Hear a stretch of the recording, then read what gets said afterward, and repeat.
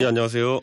조합장님 응원합니다. 뭐 준스톤 응원합니다. 뭐 지금 뜨겁습니다. 아이고, 감사합니다. 항상 아침부터 이렇게. 예, 그러게요. 어제 제주도 다녀오셨다면서요? 제주도 갔다 오고 또 비행기 타고 올라와가지고 금태섭 의원이랑 3시간 동안 저희 유튜브 채널 토론하고. 네네. 네.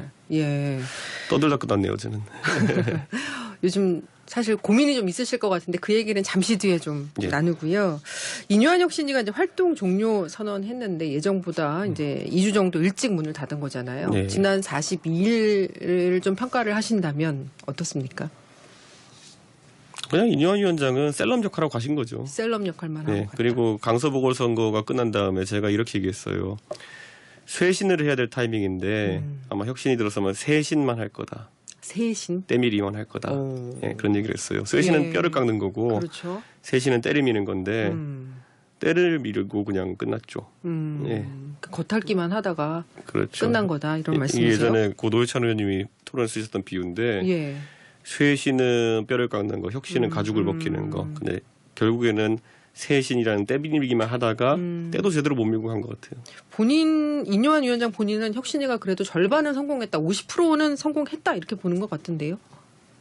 그 그거는 나머지는 당 지도부의 몫이다. 그러니까 이분이 계속 이제 그 한국 정체성과 미국 정체성 사이에 왔다 갔다 하시는데 한국 정체성 속에서 보면 시작이 반이다 이런 거를 차용하신 게 아닐까. 아, 예. 네네네. 그 인 위원장이 혁신 활동 종료하면서 그 정치가 얼마나 험난한지 많이 배우고 간다 이런 얘기를 했어요. 이게 좀 의미심장하게도 들리는데 예, 어떤 의미로 그게 들으셨어요? 보통 젊은 사람들이 하는 표현으로 그동안 들었고 참 치사했고 다시는 보지 말자 뭐 이런 뜻이 아닐까 싶습니다. 예. 욕만 안 했지 거의 예, 욕에 그게 가까운 뭐 유행어 수준이다? 비슷한 겁니다. 그러니까 뭐 네, 다시는 네. 보지 말자. 그동안 들어오고 다시는 보지 말자. 아, 그렇군요. 예. 그런데 저는 지금 예. 보면요, 인유한 위원장이 사실 지난번 서대문 출마를 염두에 두고 예. 뭐 행사도 참석하고 이런 거 그렇죠. 가서가지고요. 근데 사람의 정치 욕심이라는 거는 보통 한 번 생기면 잘 잦아들기 어렵습니다. 강제 종료 당하기 총선 전까지는. 출마할 거다. 강제로 전원 내리기 전까지는. 예. 그렇기 때문에 저는 어떻게든 총선에서의 기회를 모색하긴 할 거다. 그런데 반대로 김기현 대표에 대한 증오심은 가지고. 예. 그렇군요. 예. 이 혁신이 해산 발표부에 인유한 위원장이 안철수 의원을 만나러 갔잖아요. 예. 예. 이 뭐 인 위원장이 요청해서 만난 자리라고 하는데 이 회동은 정치적으로 의미가 있을까요? 그러니까 보통 정치를 내부에서 많이 안 보신 분들이 이제 안철수 의원에 대해 가지고 그런 어떤 뭐라 해야 될까요? 환상 같은 걸 많이 갖고 계세요. 두 분이 만나고 얘기하셔가지고 뭐 저는 건설적인 대화가 이루어졌길 기대하지만은 아마 서로를 경계해가지고 제대로 된 대화 안 했을 것 같다. 예, 그런 생각입니다. 여기서 이준석 대표 얘기가 나왔대요. 예. 예, 안철수 의원이 이준석 신당 창당의 성공 가능성이 낮다면서 신당의 주제가로 킬리만조로의 표범 조용필 씨의 그러니까 노래 안철수 아시죠? 의원이 얼마 전에 이제 언론 인터뷰에다 대고 이준석에 대해서 나는 아무 관심이 없다 이런 식으로 얘기했어요. 제가 봤을 때는 요즘은 이준석 얘기 아니면 기사가 안 나니까 안철수 의원이 예, 그래서 요즘 안철수 의원이 본인이 맨날 하고 다니는 뭐 4차 산업인 이런 얘기 하는 거 보셨나요? 요즘 안철수 의원도 다른 얘기 안 하고요. 요즘 용해인 의원도 보면 기본소득당인데 기본소득 얘기 안 하더라고요. 예, 다들 이준석 얘기해야지만이 기사가 나니까. 그 행렬에 뭐 장혜영 의원도 가세해가지고 좀 이준석 얘기 하나씩 붙이고. 네네. 이준석으로 검색하면 이준석 얘기보다 이런 분들이 기사 한 줄 내보려고 이준석 까는 게 더 많이 보입니다. 네. 뭐 각자 잘하고 계신 건데요. 네. 그런다고 해서 본인들이 속한 당이나 아니면 그런 본인들의 정치적 입지가 더 커지진 않습니다. 예. 이 킬리만자로의 표범을 왜 추천했을까? 혼자 자기 아재 감성에 빠진 거겠죠. 예, 뭐 하이에나 뭐 등장하고 이러잖아요. 안철수 의원이 뭐 제가 안철수 의원 디스할 줄 몰라가지고 제가 안철수 의원에게 그 맞대응 안 하겠습니까? 이제 뭐 이미 제 주변에 그런 분들 많이 붙어 있어요. 유튜버들도 그렇고 예, 이준석이 반응해주길 바라면서 그런 식으로 도발하는 분들. 예. 근데 안철수 의원도 제가 말했잖아요. 이제 이 당에 들어와서 뭐 할까 찾다가 강서 보궐선거 때문에 모든 사람이 침울해 있을 때 꺼내든 게 이준석을 제명해야지 당이 혁신된다 뭐 이런 소리는 하고 있고 지금 와서는 뭐 이런 얘기하고 계시고 그러니까 나이 60 넘어서 좋은 거 배우셨다. 예. 그 이준석 대표도 노래 많이 하시는데 네. 뭐 안철수 의원한테 뭐 어울리는 노래 한 곡 혹시 추천을 해주신다면? 뭐 동요 같은 거 좀 추천해 주려 그러다가 제가 그냥 포기했습니다. 보면은 뭐 예. 동요요? 예. 예, 동요 뭐 어떤 동요? 혹시 생각해 떠오르신 노래가 있긴 있으세요? 어떤 분은 저한테 뭐 이제 뭐 문자 보내가지고 예. 그 싸이의 새 같은 것도 좀 얘기해보고 해라 하는데요. 근데 뭐 그렇게까지 상대할 가치가 지금 없습니다. 그렇게 예. 보세요. 예. 동요도 예. 뭐 한다 해서 또 이제 그쪽에서 또 나름 또 뭐라도 기사 한 줄 내보려고 예. 반박할 텐데 무시가 답입니다. 저희가 이제 항상 클로징으로 노래를 트는데 예. 그럼 뭐 싸이의 새를 오늘 뭐 준비하는 게 나을까요? 혹시 다른 곡 추천곡 있으십니까? 모르겠습니다. 뭐 저는 특별한 생각은 없고요. 네. 오히려 안철수 의원한테 좀 마음의 안정을 주려면은 교향곡을 틀든지 해야 될 것 같아요. 교향곡이요? 아니면 여기 불교 방송이니까 뭐 이 목탁 치는 거 같은 거 좋은 거 있으면 예. 안철수 의원이 듣고 계실 것 같아가지고 네네네. 심리적 안정이 필요해 보입니다. 알겠습니다. 예, 우리 배진호 PD가 알아서 잘 준비하지 않을까. 예. 어쨌든 혁신이가 이제 혁신안을 남겼잖아요. 남기긴 남겼어요. 다음 주 월요일에 또 최고위에 보고도 한다고 하는데 지도부하고 중진, 친윤계 불출마 또는 험지 출마 요구 이거는 어떻게 될 것 같으세요? 하나만 얘기하고 있는 거죠. 예, 안 될 거다. 안 되는 게 아니라 원래 공관위가 어느 정도는 해요. 예, 지금도 아마 핵심 윤핵관 4명 중에서 누구 하나는 지금 치려고 준비 중이라는 얘기도 저 들었거든요. 네. 예, 근데 뭐 왜냐면 지난번에도 탄핵 가지고 이견이 있으니까 그리고 그 당시에 법사위원장으로 탄핵 소추 앞장섰던 권성동 의원 치고 그리고 네네. 친박의 거두처럼 돼 있던 윤상현 의원을 치고 이렇게 해서 둘 다 무소속으로 살아온 거거든요. 네네. 그러니까 어느 공관이나 혁신이가 아무 말 안 해도 그런 건 해요. 그러니까 뭐 공관이가 하는 게 특별한 얘기는 아닙니다. 혁신이가 하는 게 특별한 얘기는 아니고요. 예. 그냥 접수한 다음에 그냥 혁신이 활동 종료한다니까 어디 창고에 넣어둘 겁니다. 그냥. 근데 국민의힘이 이 요구를 수용하지 않고 총선 이길 수도 있겠습니까? 하여튼 어차피 수용하는 척 할 거라니까요. 네, 이거는 혁신이가 얘기해서가 아니라 공관위가 나중에 가서 다 해요. 그런 건 알았어. 그러니까 지금 김기현 대표도 답답한 거죠. 어차피 공관위에서 하는 건데. 공관위가 하긴 할 거다. 공관위가 자기들도 살고 싶으면요. 국민들이 이렇게 욕을 많이 하고 있으면은 뭐라도 합니다. 근데 김기현 대표 입장에서는 니들이 그렇게 시끄럽게 안 떨어들어도 할 텐데. 뭐 대단한 걸 혁신이랍시고 그렇게 들고 와가지고 계속 요구하느냐. 이런 거죠. 제가 지난번에 비유했지만은 네네. 하나회 척결하는 김영삼 대통령의 모습이라는 거는 취임한 다음에 약 10일 정도 지난 다음에 전격적으로 날리는 거지. 헤이 하나회 제발 나가줄래? 뭐 이런 거 아니거든요. 그렇죠. 그러니까 인유한 위원장이 지금 솔직히 말하면은 그냥 다 온동네 경고방송하고 다니는 거예요. 네. 윤핵관 및 중진 및 영남 의원 여러분. 네네. 여러분 물러나 주시지 않으시겠습니까? 이런 안내방송하고 있고. 그래서 오히려 스크럼 짜는 데만 도움이 되고 있어요. 영남 의원들이. 네네. 오히려 도움이 안 된다.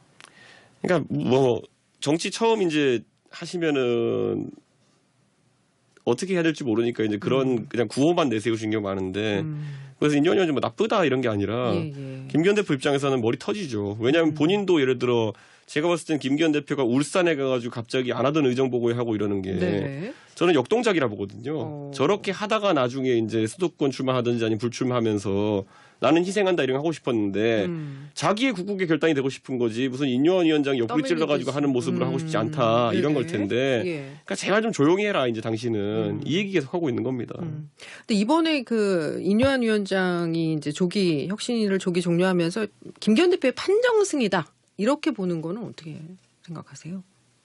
뭐 저런 식으로 나오는 분한테 이기는 게 무슨 판정승입니까 그거는. 예. 뭐 당대표까지 되실 다선 의원이 네네. 그러니까 혁신위원장이 사실 뭐 대통령의 의중을 업은 것도 아니고. 업은 게 아니라고 보세요? 하명이 아니었다. 왜냐하면 대통령 자체가 지금 힘이 빠지는 상황이기 때문에 예. 대통령 자체가 지금 부산 엑스포 이후에 거의 두문 불출하다가 가장 최근 그냥 일정 하나 떡볶이 드신 것밖에 없는데 재벌들 데리고 네네. 그 상황에서 뭐 대통령이 혁신에 힘을 실을 게 뭐가 있겠습니까 지금. 그렇군요. 네. 그 국민의힘이 지금 자체 분석한 결과 서울 49석 가운데 우세 지역이 6곳으로 나왔다. 강남 3구, 뭐 강남 가불병, 서초 가불, 송파을 이렇게 불과한 걸로 나타났는데 이건 어떻게 보셨어요? 이 자료는요. 여론조사만 갖고 하는 게 아니라 사무처에서 보통 그냥 앉아가 정성적 분석을 합니다. 정량적 분석만 하면 이것보다 나쁩니다. 더 나빠요? 정량적 분석하면 몇 석이나 서울에서 건집니까? 지금 정량적 분석은 여러 가지 여론조사들이 다 참조했을 때 지금 우세를 확신할 수 있는 곳이 4곳 정도라고 보고 있습니다. 이것도 뭐 강남 3구에 해당되겠네요. 거의 그렇죠. 그런데 이제 이게 6석이라는 거는 그 안에 보면 이제 오늘 조선일보 기사에 나오지만은 뭐 인물 경쟁력이니 뭐 이런 변수를 정성적으로 이제 판단해가지고 추가해가지고 그런 겁니다. 예. 예를 들어 이런 겁니다. 뭐 동작이나 이런 데서 예. 나경원 의원이 그래 다선 의원인데 이거보단 표가 더 나오겠지 이런 식의 예측을 좀 섞는 겁니다. 아, 그렇군요. 예. 근데 당 내부에서 이 조사가 나온 지 꽤 됐는데 그동안 쉬쉬했다면서요. 그러니까 쉬쉬한다기보다는요. 강서 보궐선거도 제가 저만 계속 17% 18% 차이 날 거다 얘기했지만요. 예. 사실 말을 못 하는 거죠. 아. 예. 저 결과가 나오고 결과는 뻔하지만 말을 못 하는 거도 왜 말을 못 하는 거라고 보세요? 굳이 내가 얘기해야 되나 뭐 이런 거.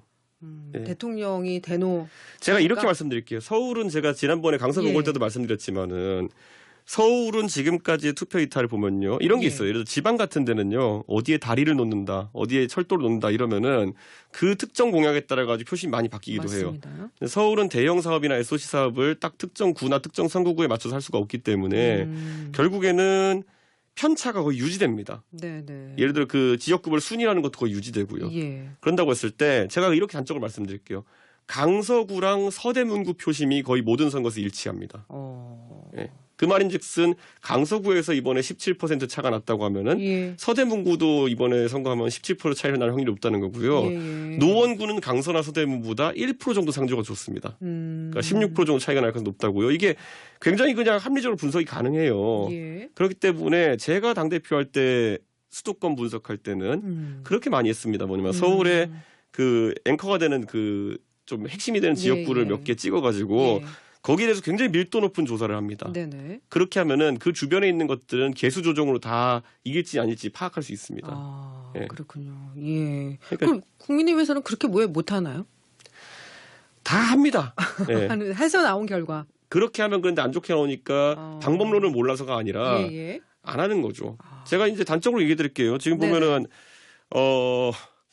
경기도 지역에 나오는 조사 결과들 같은 경우에는 너무 절망적이기 때문에 제가 알고 있는 바대로라면은 아마 유선 전화 비율을 많이 섞고 있을 겁니다. 네네. 네. 유선은 아무래도 보수가 좀 유리하니까. 그러니까 이게 왜냐면은 사실 보고하는 사람들이 두 가지 압박을 동시에 받으면은 예를 들어 제대로 보고해라. 그다음 보고했는데 안 좋으면 깨지고 이런 두 가지가 섞이잖아요. 그렇죠. 분위기 이렇게 몰면 유선 비율 높입니다. 내부적으로. 그럴 수밖에 없겠네요. 예. 근데 서울은 뭐 유선 비율 넣는 게 완전 코미디지만은 경기도는 외곽 지역 갈수록 유선 비율 넣어도 된다는 그런 식의 논리 구조를 만들어 가지고 유선을 최대한 20%까지 섞는 경우가 있습니다.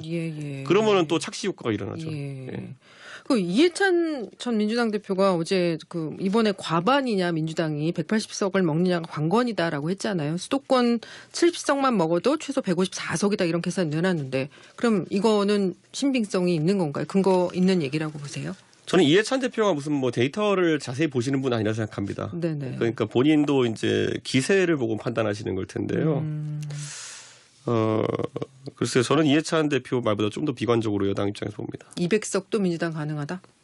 뭐 200석까지는 모르겠지만요. 병립형 제도로 간다고 했을 때 한 지난번에 180석과 같은 결과가 나올 수도 있다. 그런 생각을 합니다. 예. 그럼 민주당은 병립형으로 가야겠네요.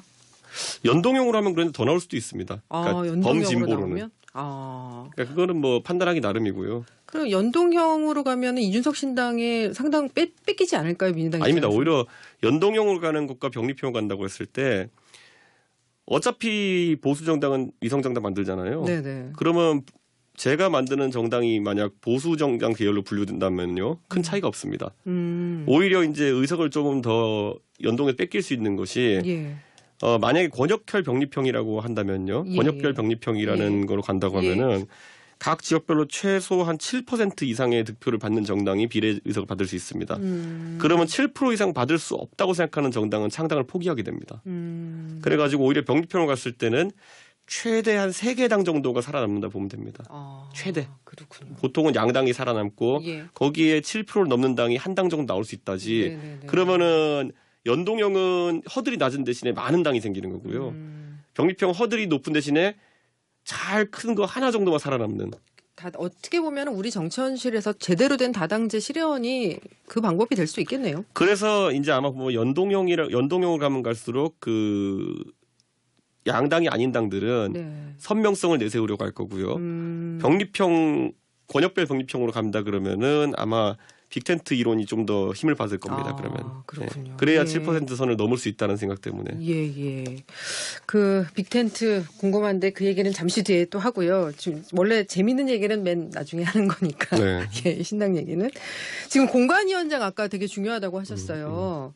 그럼 이 공관위원장은 누가 주도권을 갖고 임명을 할 것인가? 여기 또 초미의 관심인데 그건 어떻게 보세요?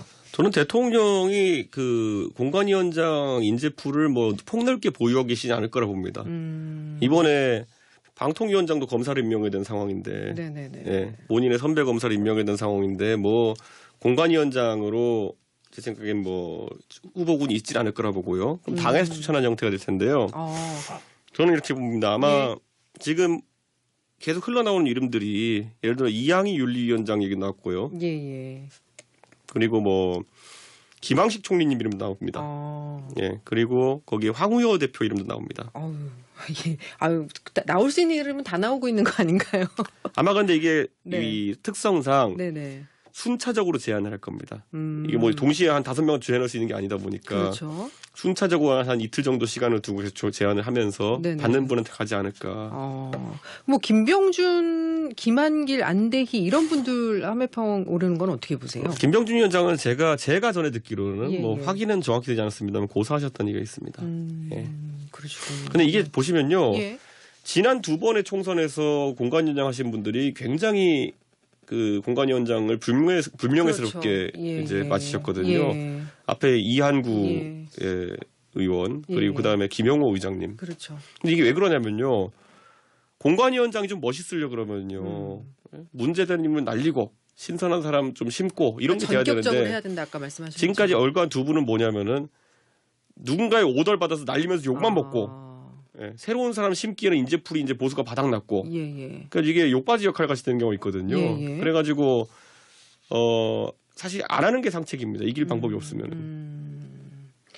그러면 지금 보면 얘기를 쭉 들어보면 국민의힘은 총선도 콩방각이나 다름없고 공관위원장도 아무도 잘 안 하려고 하고 이런 상황인데 이준석 전 대표한테 SOS 좀 더 오지 않나요? 원래 거절한 제안들은 제가 밖에 밝히지 않는 게 예의거든요. 예. 제안은 있죠. 오긴 왔어요. 많이 있죠. 예.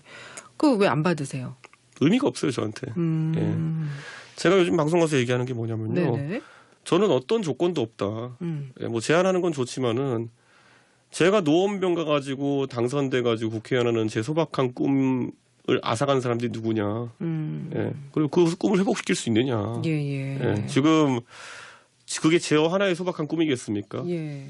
강북 지역에서 어려운 선거 하던 사람들 아니면 전국의 험지에서 어려운 선거 하던 사람들 그리고 이게 아예 어려운 거였으면은 아무도 그렇게 아쉬워하지도 않을 거고 예. 열받지도 않을 거예요. 예. 근데 1년 전만 해도 지방선거 12대5 압승을 만들어 놨었는데 그거를 뭐 이준석이 때문에 크게 이길 거 작게 졌다 같은 해괴한 논리를 내세우면서 여기까지 와가지고 자기들이 잘하기는 하지.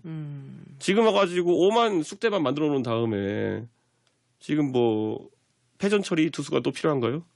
무슨 제안을 하려고 하는 거죠? 공동 선대위원장직에는 별 관심이 없으시죠? 그럼 패전 처리 치열이던가요? 왜 그런 걸 누가 해줘야 되죠? 그걸? 공관위원장은 어떻습니까? 아까 말했잖아요. 공관위원장이라고 하는 것이 독립적으로 해가지고 지금 뭐 선거 분위기가 좋아가지고 인재가 물밀듯이 들어와가지고 그 중에 고르는 행복한 상황도 아니고 공관위원장이 나중에 이준석 대표가 공관위원장 맡으면 전격적으로 뭔가를 할 수 있지 않나요? 아니 그러니까 그런데 판을 완전 망가뜨려 놨잖아요 지금. 지금은 늦었어요? 제가 제가 왜 12월 27일이라는 말을 줬냐면요. 예. 그것도 마지노선이에요. 예. 근데 사실 강서보궐선거 10월 11일인가요? 그때 지고 나가지고 2달 동안 룰루랄라 그냥 당 지도부는 지도부대로 생명연장의 꿈. 제가 항상 요구르트 광고에 그 멘트를 인용하지만은 진짜 생명연장의 꿈만 꾸고 살아온 거고 대통령께서는 또다시 다른 복권을 찾아 나서신 거 아닙니까? 내가 김태우를 멋지게 사면해가지고 이재명 구속을 통해가지고 멋지게 승리하는 법 보이겠다라는 도박을 한번 걸었다가 그 다음에 지금은 또 부산 엑스포로 모든 걸 반전시키겠다. 전 엑스포 유치됐어도 큰 반전 아니었을 거라 생각합니다만은 거기 혼자 낙담하셔가지고 지금 이제 두물출하시다가 이제 다시 떡볶이 드시면서 회복하고 계시고. 네. 저는 이제 다가오는 폭탄 12월 말 되면 특검 처리할 텐데 네. 거부권 쓰실 건가요? 그러니까 저는 이거 지금 공관위원장이 예, 예. 무슨 수로 이걸 해결합니까? 아. 예. 그래요. 예. 자, 그러면 이준석 신당 얘기를 좀 시작을 해보겠습니다. 이번 주부터 지역구 출마자 희망자 모집에 들어갔는데 네. 지원자들이 꽤 많이 몰리고 있다면서요? 1,100명 넘게 이제 들어오시면. 1,100명. 예. 하루에 뭐 몇백 명씩 몰리는 거 추세입니까? 근데 선거라는 거는 예. 확실히 그 선거에 관심을 많이 가져주시고 네. 신당에 관심 많이 가져주시는 건 고맙지만은 선거는 실제로 뭐 모든 당에서 이길 수 있는 분들 또는 충분히 자격이 되는 분들을 많이 필터링을 합니다. 필터링 해서 그 정도? 아니죠. 그거는 필터링을 해야 되는 거. 지금은 네네네. 좀 장난스러운 것만 제거한 상태입니다. 아. 예를 들어 뭐 이명박으로 신청하거나 이런 것들. 네, 그런 것들 뭐 홍길동, 이명박 이런 거 제거하고 아. 나서 이제 수치고. 네.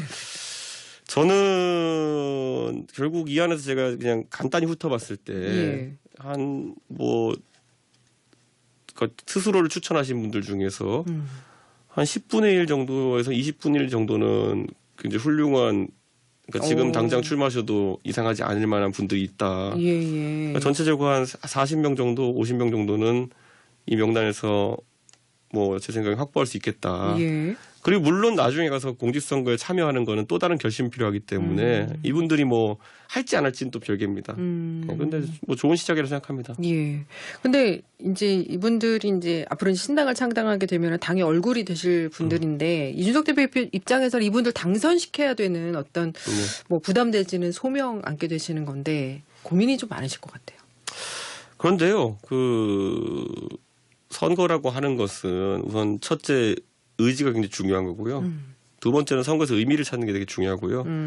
세 번째는 결국에는 개인기가 어느 정도 발휘돼야 됩니다. 개인기요? 예. 그러니까 저는 그러니까 후보가 되시는 분들한테 네네.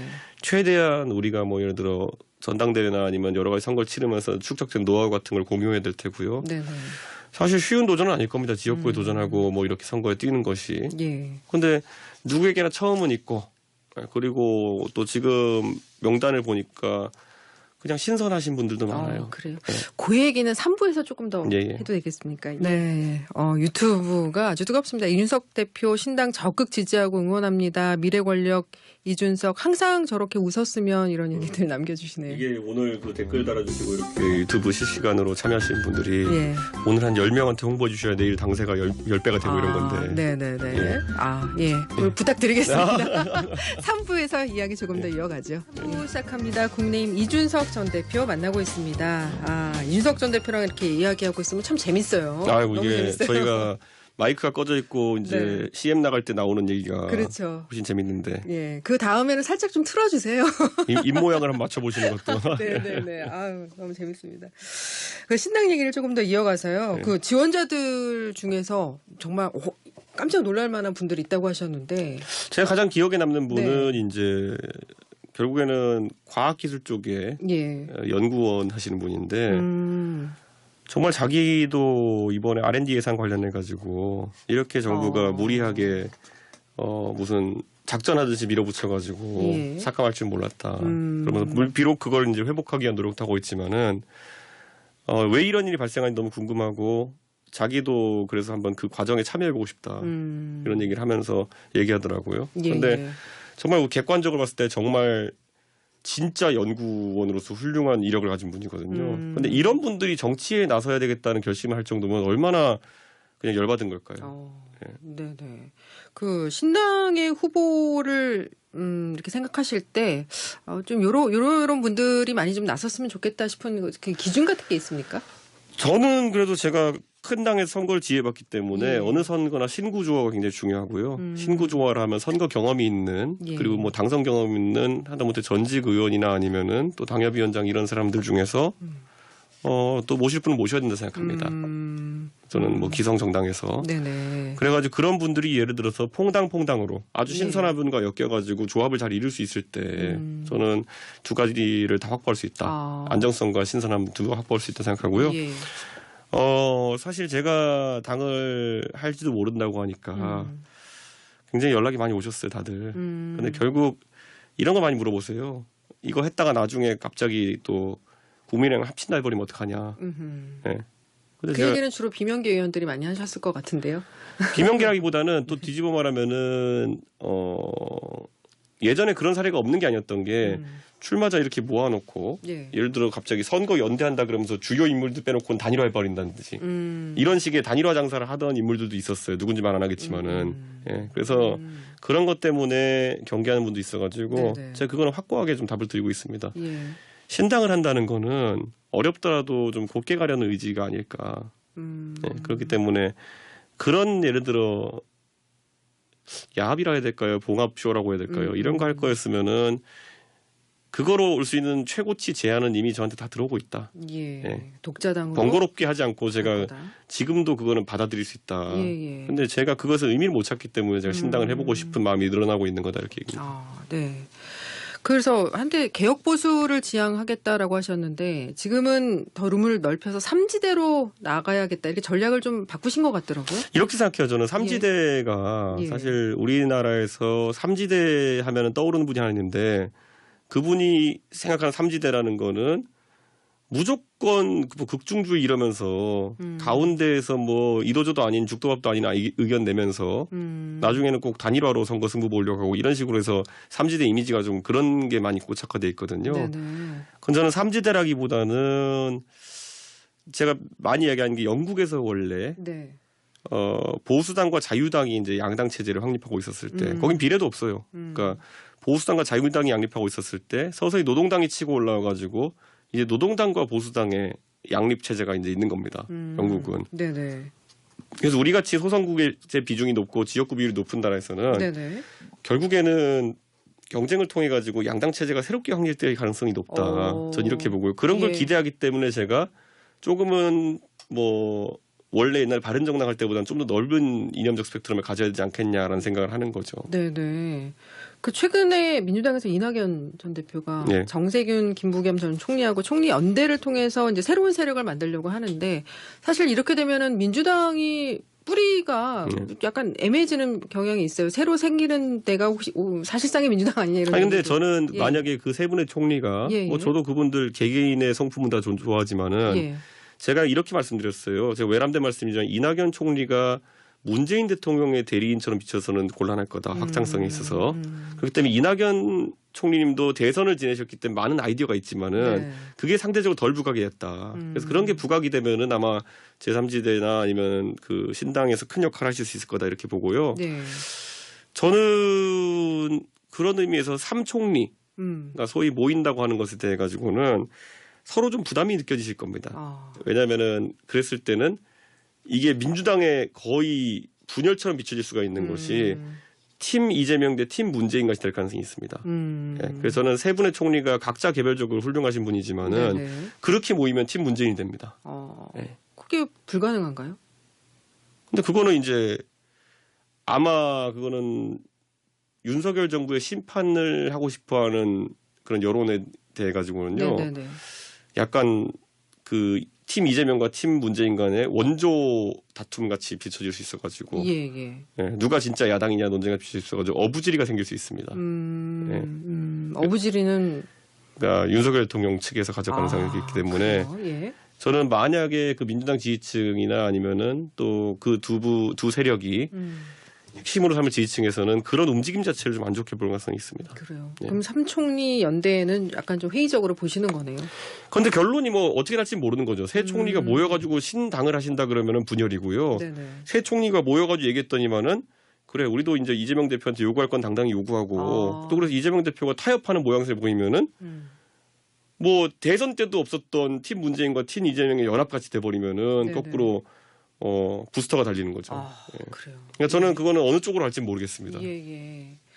그 엊그제 이 시간에 조원진 우리 공화당 네. 대표가 출연을 해서 이준석 전 대표는 대장도 하고 싶고 국회도 가고 싶은데 이준석 신당을 하면 대여섯 석밖에 못 얻을 거고 이낙연 전 대표를 비롯해서 민주당 비명계하고 힘을 합치면 병립형으로 가도 4, 50석까지 얻을 수 있어서 고민이 클 거다. 즉 뭐 대장 노릇하고 이석 사이 고민이 클 거다 이런 의미 같은데 어떻습니까? 이런 고민이 좀 있으세요?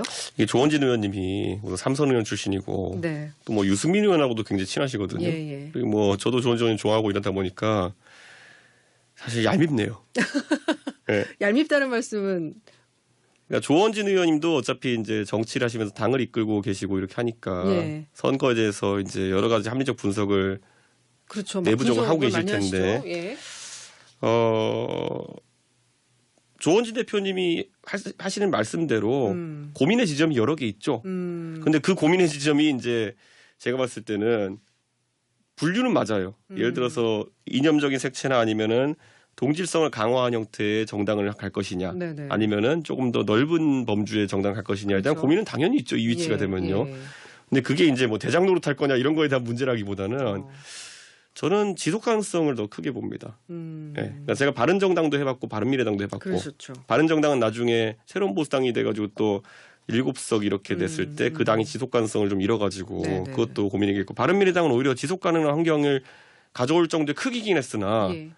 내부의 스펙트럼이 너무 넓어져가지고 이견을 좁히지 못하고 또 분열되는 상황이었거든요. 그러니까 뭐 조원진 대표님이 고민의 지점은 잘 짚으신 것 같은데 네네.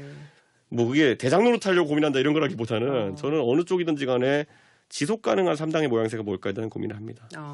예. 이낙연 전 대표가 이준석 신당하고는 지금은 선을 긋고 있는데 결국은 같이 할 수도 있습니까? 어떻습니까? 이낙연 대표님은 신중한 성격이시기 때문에 저랑은 좀 다를 겁니다. 예. 저는 아닌 건 아니라고 끄거든요. 네네. 근데 이낙연 대표님이 그렇게 그냥 말씀하신 거는 정말 아무런 그냥 선입견 없이 그냥 말씀하신 거다. 당연히 누구와도 만날 수 있고 누구와도 연대할 수 있고 하지만 지금은 우선 만날 수는 없다. 뭐 액면 그대로 네네. 이낙연 총리님의 신중함이 그냥 드러난 발언이 아닌가. 예, 가능성은 있다고. 네. 예. 이제 신당 창당 예고하신 12월 27일까지 지금 19일 정도 남았어요. 근데 그 시점에 한동훈 장관이 이제 추가 개각을 통해서 정치권에 본격적으로 이제 발을 들여놓지 않을까 싶은데 이게 이제 한동훈 장관이 이준석 신당 출발을 또 견제하는 또 그런 하나의 수단으로 활용될 수도 있지 않느냐 평론가들 그렇게 보는데 그 가능성도 좀 염두에 두고 있으신가요? 저는 한동훈 장관이 저는 비례 출마를 할 수밖에 없을 거라 생각합니다. 예. 지역구 출마를 하면은 예. 누가 따라 붙으니까요. 이제 예를 들어서 뭐 민주당의 좀 거물급 인사라든지 아니면은 이탄 의원이 최근에 자기 지역구를 던졌잖아요. 네네네. 그래서 저는 그런 것들도 이탄 의원이 노릴 수 있다 생각하고요. 그래서 한동훈 장관 입장에서는 첫 정치 도전에 있어가지고 황교안 대표 같은 애매한 도전으로 결말이 안 났으면 좋겠다. 그런 생각을 할 겁니다. 그런데 이제 비례를 가려 그러면 첫째가 변수가 뭐냐면 병립형이야만 갈 수 있고요. 예. 대신 비례를 가면 좋은 게 뭐냐면은 끝까지 눈치를 볼 수 있습니다. 이게 선거 장관 30일 전에 사퇴하면 될걸요. 네네네. 예. 그러니까 뭐 그런 지점이 있기 때문에 고민이 많을 거다. 예. 예. 여권에서는 한동훈 장관이 일찍 선거에 참여해가지고 완전 침체된 지금 나락으로 가는 분위기를 좀 반전시켜주길 바라겠지만은 네. 한동훈 장관 본인은 워낙 본인이 머리가 좋기 때문에 이게 본인이 서초동에 있을 때 받는 취재와 그리고 법무부 앞에서 도어스태핑한 받는 취재와 네. 여의도와 정치부 기자들이 묻는 질문의 궤가 너무 다르다는 걸 이미 깨달았을 겁니다. 지금 이번에 여의도에 오셨을 때 받았던 질문이 뭐냐면은 최근에 모 유튜브가 부도했던 명품백 논란에 대해서 어떻게 생각하냐 그랬더니만은 한동훈 장관이 나 모르겠다 그 내용은 네네네. 이렇게 얘기했잖아요. 예. 근데 모른다기보다는 일부러 안 보신 거겠죠. 예. 근데 이게 이런 답변이 반복되면은 국민들은 좀 실망감이 쌓일 수 있거든요. 네네. 그런데 한동훈 장관이 이제 이런 질문 받는 게 아니라요. 뭐 부정선거에 대해서 어떻게 생각하십니까? 이런 거 답할 때마다 지지층이 계속 분열돼요. 지금 갖고 있는 지지층이. 네네. 이런 게 굉장히 부담스럽기 때문에 최대한 늦게 나오려고 할 것이다. 어제 그 한동훈 장관이 명품백 관련 건을 모른다. 네네. 이렇게 답변한 다음에 바로 민주당 이소영 의원이 그걸 받아가지고 그러면 이거는 만약에 가정법으로 누가 명품백을 받았다고 한다면은 그런 사람은 자범이냐 아니냐를 가지고 또 이제 2차 질문을 들어가는 걸 네네. 보니까 민주당 의원들이 어느 정도 지금 한동훈 장관의 장점과 단점을 파악한 것 같아요. 벼르고 있다. 예. 예. 오늘 국민의힘 인재 영입으로 이수정 교수가 1호 영입 대상이 된 거는 어떻게 보세요? 저 어제 사실 제주도 가는 비행기에서 제 앞자리가 이수정 교수님이었어요. 예. 아, 인사 나누셨어요? 아니요. 근데 저도 탈 때는 모르고 네네네. 내리면서 좀 저 앞에 먼저 가시는데 보니까 아무리 봐도 제가 이수정 교수님인 거예요. 예, 예. 근데 인사는 못 하시죠. 전화 중에서 예. 인사를 못 드리고 또 빨리 어디 가시더라고요. 네네. 그런데 이수정 교수님이 수원 출마를 이제 생각하신다고 했는데 저는 아마 윤석열 대통령과 가까운 인사 중에서 여가부 장관을 하실 수 있는 최적의 인재가 아마 이수정 교수님이 아니셨나 생각했는데 네네. 거기에 왜 투입을 안 했지? 라는 생각합니다. 왜냐하면 공직선거에 출마하는데 내가 경기대 교수니까 수원에서 될 거야 정도의 생각은 지금 수도권 선거 정황을 봤을 때 굉장히 아니랍니다. 네. 그러니까 물론 이수정 교수님이 총선에서 한번 경험하시고 나중에 여가부 장관한테 하셔도 되지만은 저는 좀 이수정 교수 입장에서는 좀 굉장히 어려운 도전일 겁니다. 아, 예, 알겠습니다. 어느덧 이별의 시간이 예. 예, 조만간 또 다시 또 모실 날을 기약을 하면서 오늘은 여기까지 말씀 나누겠습니다. 고맙습니다. 예, 감사합니다. 예, 국민의힘 이준석 전 대표였습니다.